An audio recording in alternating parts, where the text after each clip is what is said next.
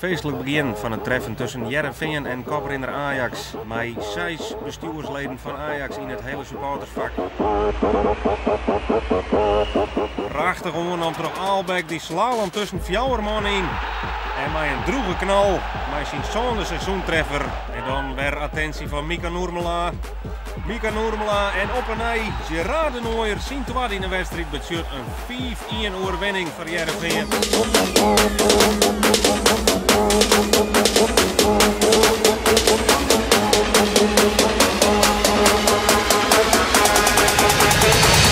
En dan de uithaal. 4-0.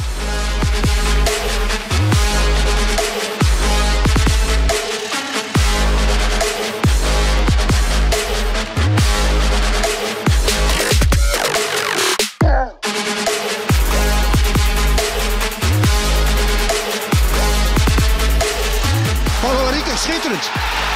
Maar hij zit er ook nog in. En het is weer Sibon. 1 tegen 1. Berends. Oh, wat een doelpunt.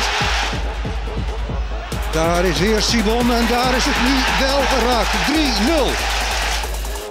Die zit er toch aardig in. Suarez 4-2. 10 minuten nog. Dan nog dit. Hij geeft zijn kans aan Vermeer en benut de herkansing. Ja, 5 tegen 2.